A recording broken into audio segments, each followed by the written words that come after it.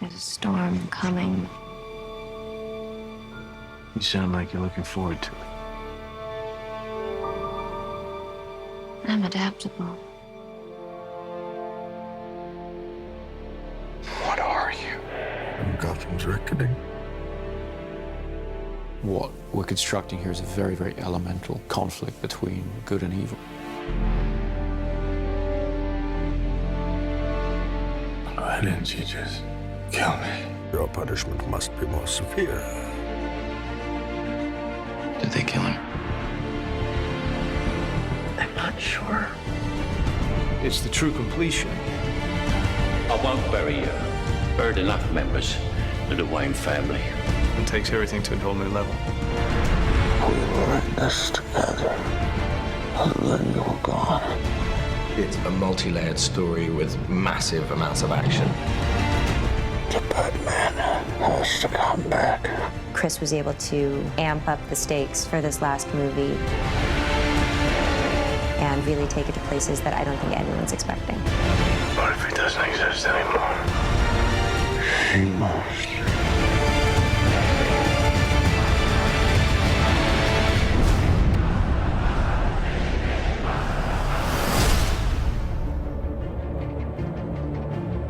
At the beginning of The Dark Knight Rises, we find a Bruce Wayne who's been damaged by his experiences as Batman.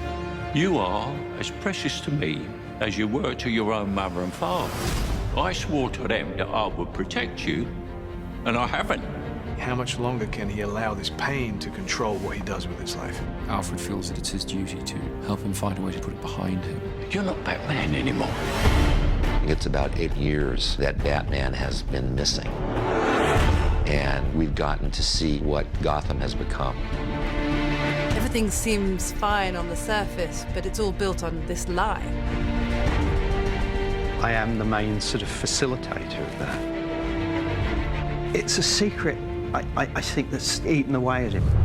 So The Dark Knight Rises is about how that affects Gotham and how things begin to get worse once again. And now is Bruce having to deal with a new threat to the city and to himself? The choice has to be made. Is Batman going to return? It's the true test of a hero. Confronted with their darkest fears, being taken all the way to the edge. How do they come back? Do you think he's coming back? I don't know. In The Dark Knight Rises, we have an incredible ensemble that we've put together. I remember seeing Christian in the makeup chair. There was a 3-year-old in me that was like, that's Batman. It never stops giving me goosebumps. Standing in the suit, where you walk down the steps and everyone just stops. I really wanted to see Batman meet his match. There's a new kid in town. This is the first time that Batman has come across anybody who is superior physically. Mr. Wayne. Bane's not ready to be reasoned with. When Gotham is ashes, you have my permission to die. Some people want to watch the world burn, or Bane's come to pull the pin on the grenade. Tom Hardy is an extraordinary actor. What Tom is able to do just with his expressions in his eyes, it's terrifying. Through the course of The Dark Knight Rises, we'll uncover more about what drives Bane, where he comes from, what he wants. Let the games begin. And none of it's good news. We've made some mistakes. It's Kyle. Girls gotta eat. Selina Kyle has her own code of ethics, which sometimes involves doing things that other people might consider questionable. We have to have a way of grounding the character, realizing that the Catwoman could just be this con woman, this grifter, this classic movie femme fatale, really. Some brazen costume for a cat burglar. Yeah? Who are you pretending to be? I think Anne understood right from the first that she was going to have to do almost everything in the film herself. She has to be that character. She took it on in the most extraordinary way. The most important thing is to fit into Chris's Gotham City. My Catwoman has to be Chris Nolan's Catwoman. Don't be shy. When you cleaned up the streets, you cleaned them good. Pretty soon we'll be chasing down overdue library books. My character, John Blake, is a proud police officer. And in the midst of, I think, a lot of cynicism, he remains really idealistic and someone who really believes in what he does. We have a new character played by Marion Cotillard, Miranda Tate, a member of the Wayne Enterprises board, and she's trying to pull him out of his shell and get him back into the world. Don't worry, Master Wayne. Takes a little time to get back in the swing of things. Alfred, as played by Michael Caine, has always been the emotional heart of these movies. You know what Alfred is? He is us in this incredible world. He's not tough like all the others. These conversations used to end with an unusual request. I'm retired. I would say Lucius is the brains. Yes, Mr. Wayne, it does come in black. But he also has grown to have a great fondness for Bruce. Lucius and Alfred. Between the two of them, we try to keep his moral compass pointed in the right direction. And Commissioner Gordon, to some extent, has been left on his own, running the police in Gotham. Jim Gordon really is the conscience of Batman, isn't he? What's great with Batman's allies is that they really bring interesting questions that Bruce has to answer in his life.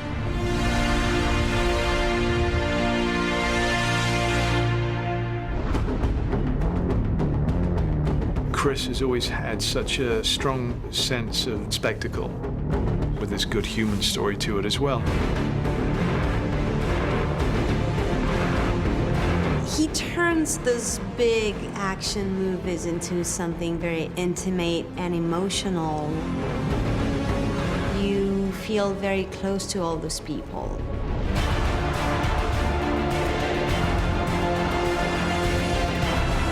In every movie that Chris has made on the Dark Knight trilogy, he's been able to keep to great filmmaking in terms of the great characters and the great character arcs. He creates whole worlds that you really can get lost in.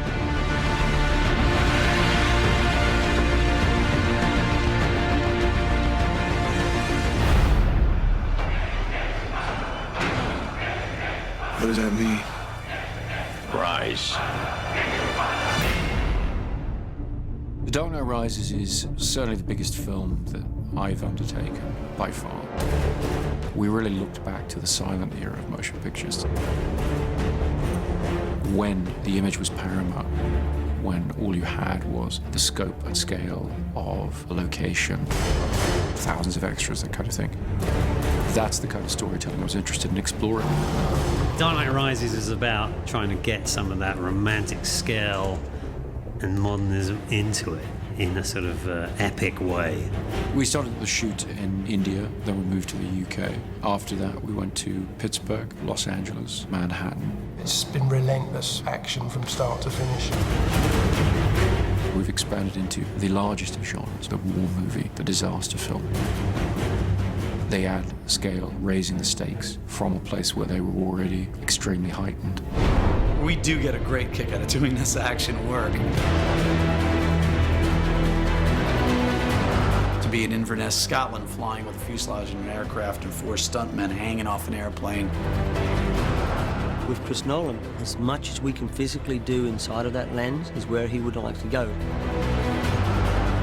We had them on the outside of the aircraft, shooting through the windows, and it was a big thing to come together. It has this wow factor. We're back at Carlington, which is this large hangar. You okay? Yep. A lot of the film takes place underground. So we've built a Gotham sewer system and we're pumping an enormous amount of water around it. We wanted to fulfill the promise of Batman Begins, which is that Wayne Manor will be rebuilt exactly as it was, but that the Batcave will be expanded and brought forward technologically. My mother warned me about getting into cars with strange men. This isn't a car. One of the biggest creations was the new flying vehicle, the Bat. It's a big insect. It's nearly 30 foot long and 17 foot wide. It needs to travel very fast up roads. It needs to climb up over buildings.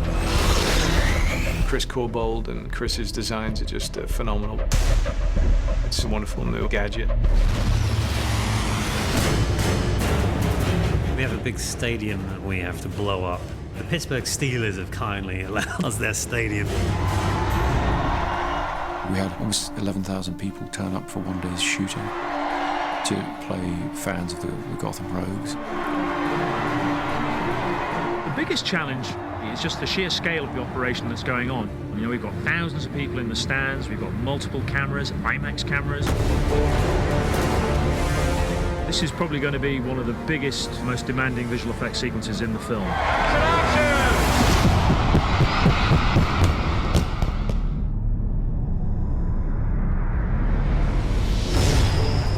To up the scale of the city, and there's only one place that you can do that, and that's New York. In the Wall Street sequence, there's a big battle between the police and all the mercenaries. They've got something like 1,200 extras.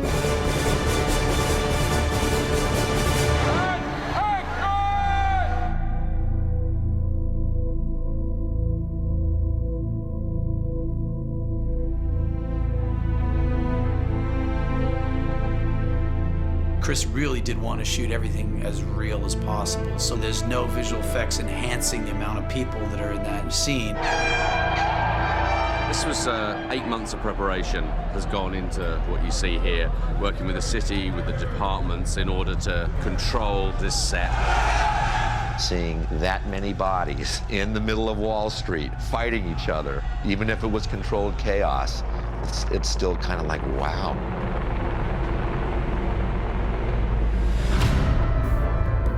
People of Gotham, we have not abandoned you. What's that mean? It means we're on our own. This is certainly the biggest movie that I've ever worked on. But then emotionally, it feels like something that a lot of people can tap into. It's wonderful. It kind of brings things full circle. You see only one end to your journey. Sometimes a man rises from the darkness.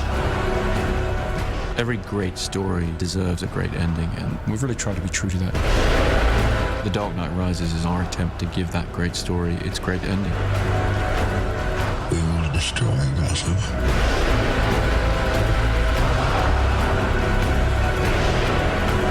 What now? You don't owe these people anymore. You've given them everything.